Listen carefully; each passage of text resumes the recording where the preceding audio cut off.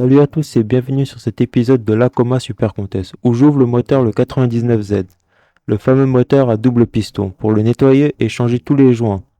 Je tiens à préciser que c'est la première fois que j'ouvre un moteur comme ça, donc il se peut que je fasse des erreurs de démontage. Je tiens à m'excuser car sans vouloir j'ai supprimé toutes les vidéos que j'ai filmées avec le téléphone et dites-moi en commentaire ce que vous en pensez de ce nouveau plan de caméra.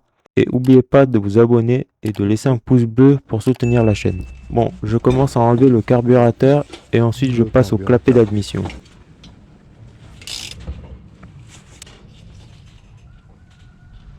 Et le boulon du support moteur.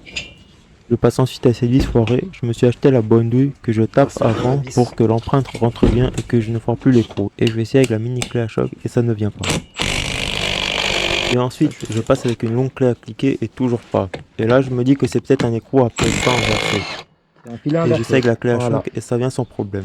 Je sors le volant magnétique. Ok. Et ensuite à la cloche d'embrayage. Et à l'embrayage que je vais changer. Oh.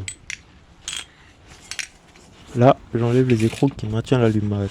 Et quand je veux le sortir, la came d'allumage le bloque.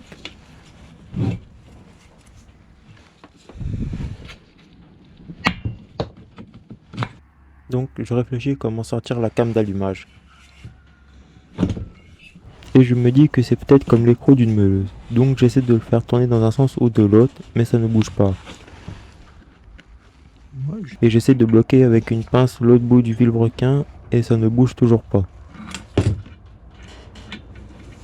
Et j'essaie aussi avec une grosse pince, mais toujours rien. Bon, je laisse ça pour plus tard et je passe à enlever le haut du moteur.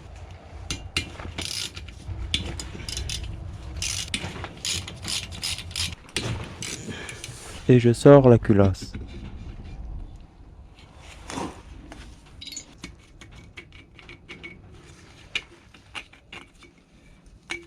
Là, je vois que sur la tête du piston, il y a beaucoup de calamine dessus.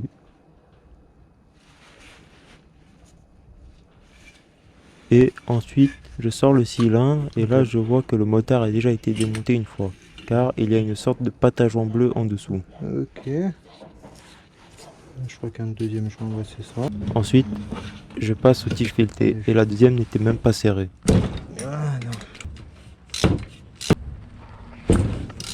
Et au contre-piston, j'enlève les 4 vis, puis au cylindre du bas, qui sort difficilement et je remarque qu'il y a un arrondi comme s'il est cassé. Bon, je verrai plus tard pour la pièce.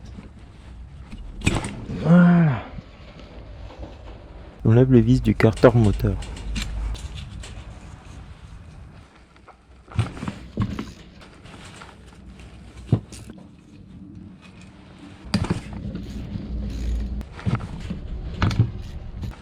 Bon, là j'essaie de comprendre comment l'ouvrir.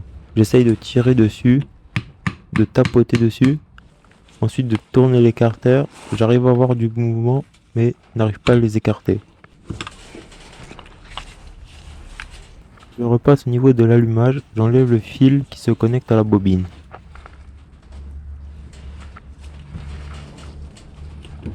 Je mets du décrépant sur l'axe du vilebrequin et je continue à essayer de sortir l'écarter. Il y a du jeu, mais elles ne sortent pas. Et je tapote sur le carter pour l'écarter.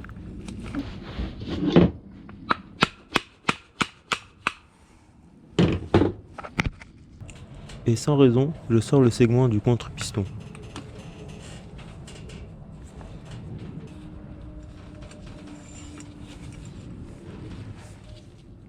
De retour à cette came d'allumage, j'essaye de voir si ce n'est pas un pas inversé, mais ça ne bouge pas.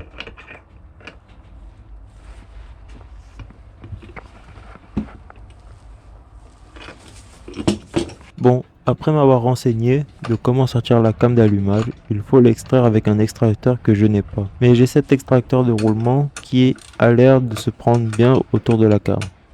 Alors, est-ce qu'elle va sortir? Bien sûr que non, elle s'est pétée en deux. Après, je vais réessayer à nouveau et ça pète encore. J'essaie avec un pied de biche, mais je n'ai pas de point d'appui pour essayer de le sortir. Et je vois avec l'extracteur, je peux me prendre tout au bout, mais il faut que j'enlève les deux tiges filetées. Et c'est ce que je décide de faire et j'installe l'extracteur. Et il est enfin sorti.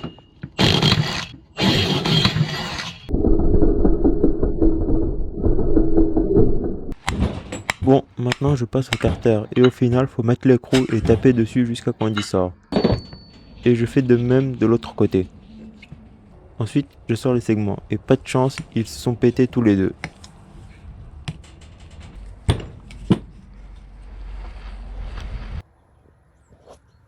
Bon, voilà toutes les pièces du moteur. Pour les carters, je vais essayer de voir pour changer les joints SPI et je viens de voir que le filetage du vilebrequin est endommagé. Je vais essayer de voir si je trouve un nouveau ou trouver une filière pour refaire le filet. Sauf que c'est un pas inversé. Et aussi, changer les roulements.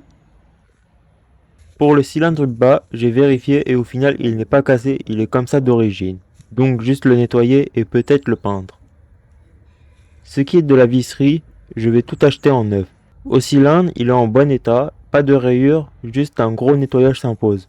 Pour les segments, j'avais prévu de les changer, mais dommage qu'ils soient pétés. Et je vais changer l'écrou aussi, j'espère en trouver un comme ça pour garder l'originalité.